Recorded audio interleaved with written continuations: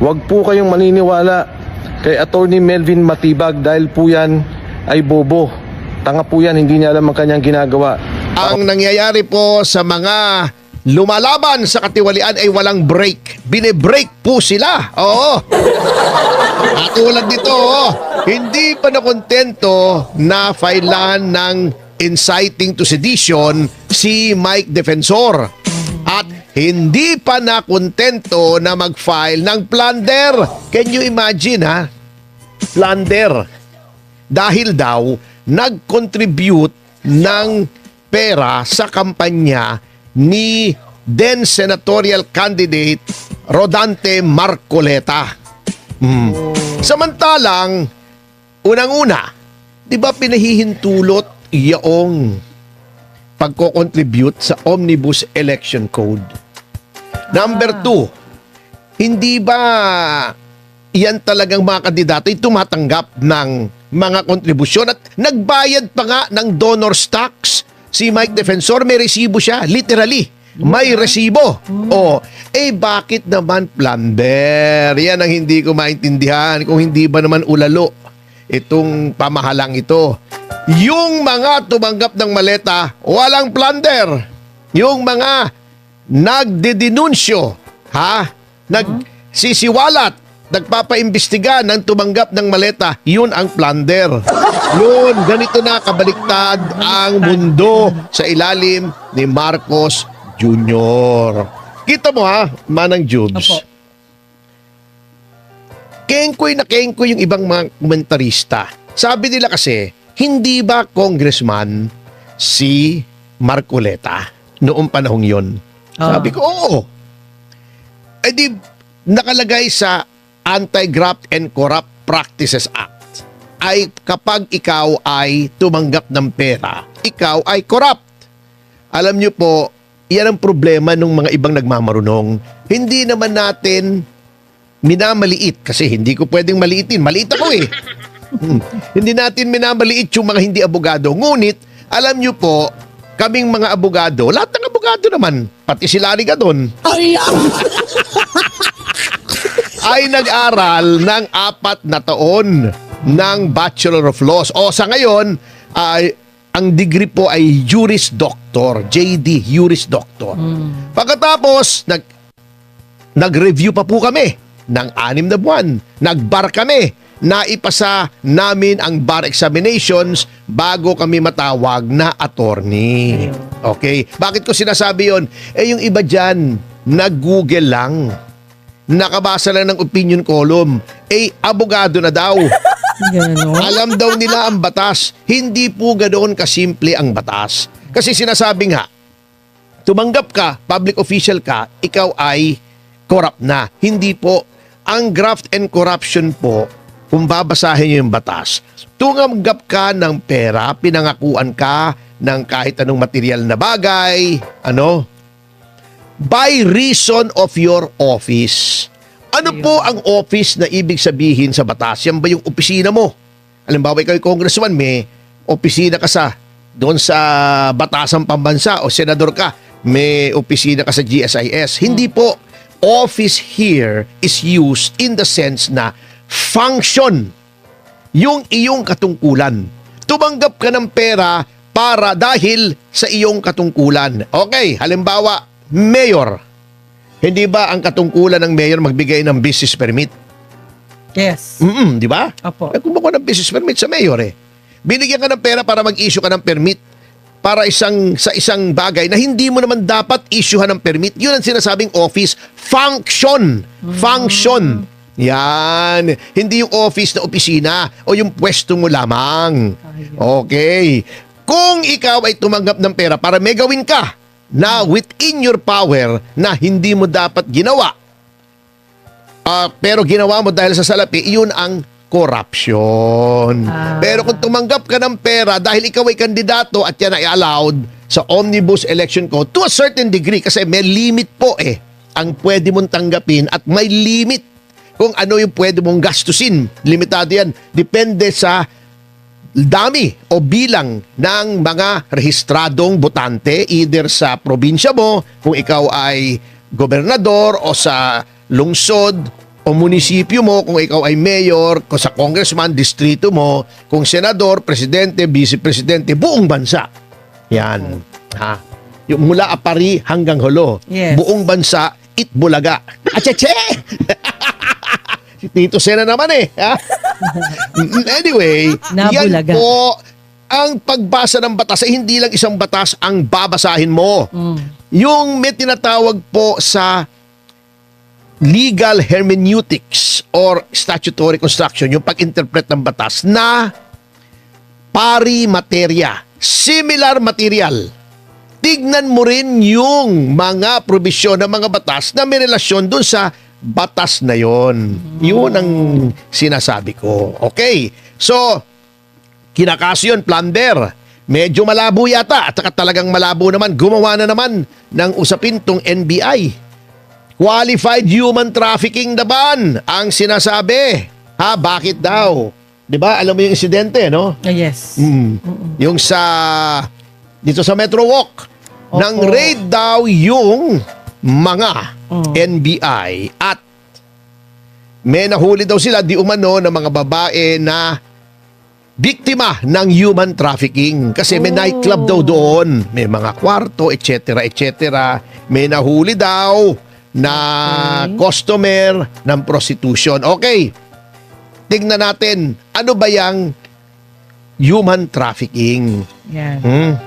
Ang human trafficking po ay yung ikaw ay pipilitin mo, tatakutin mo, lolokohin mo, lilinlangin mo, iba-blackmail mo, ha?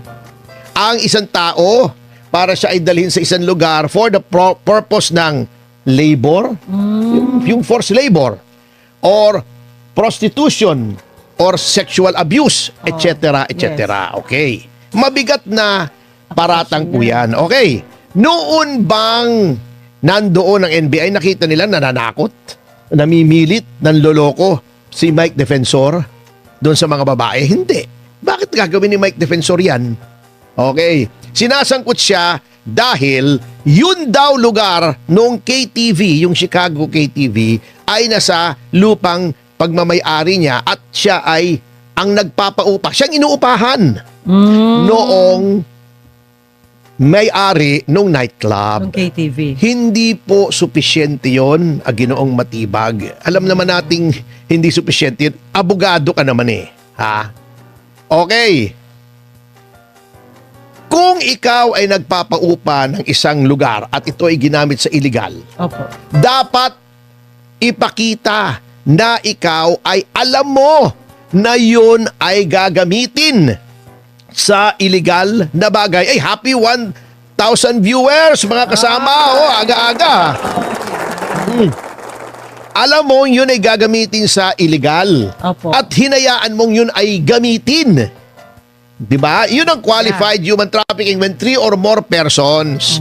Qualified human trafficking. Kung inupahan lang yun lugar mo at may nangyaring illegal at hindi mo naman alam, bakit ka kakasuhan? Hindi po kasama yun sa kaso. Kita ba to? Pati ba naman yung asawa at saka yung anak na babae na abogada? Maggagawa ba naman ng human trafficking yun? Ano lang yan eh? Ha?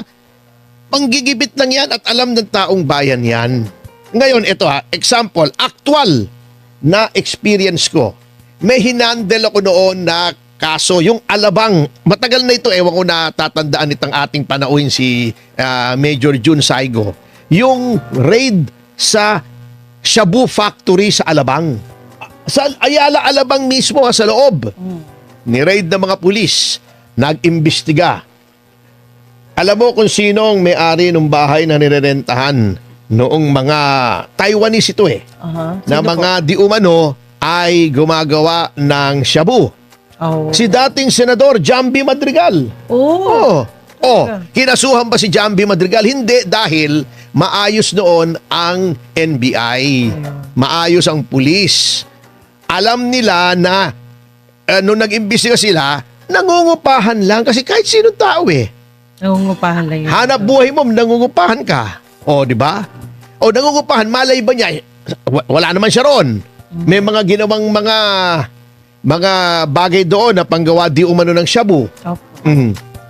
wala naman siyang kinalaman. Bakit mo kakasuhan? Hindi mo basta-basta kinakasuhan. Ito pa. Example. Sa Soler. Hotel. Kahit anong hotel.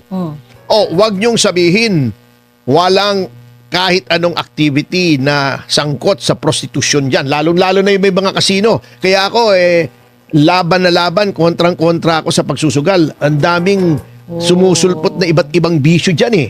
Di ba? Meron dyan nagdodroga na para hindi makatulog, para makapagsugal na makapagsugal. Addiction din kasi ang sugal eh. Di ba? Marami nalulupog. Ayan, may prostitution. Sabihin natin Soler. Merong customer doon, foreigner, o kahit taga rito, local. Okay. May mga nag-aalok ng babae dyan eh. Dinala niya sa kwarto niya. That's prostitution, binayaran niya. Repeated engagement in sexual acts for gain. Yan ang definition ng prostitution.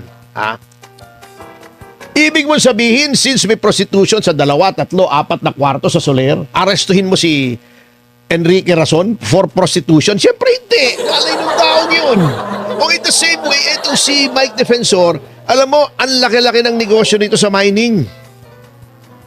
Yung anak abogada. Bakit ka mag-human trafficking? Para kumita. Dati kang secretary, di ba?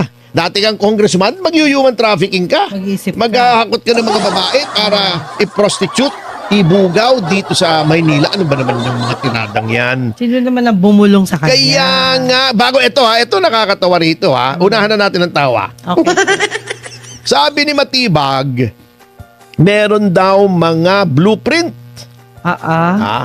Alam mo yung Jubes, kung makakapunta ka dyan sa Cliff Point, isang establishment yan na maraming mga negosyo. Meron diyang 7-Eleven.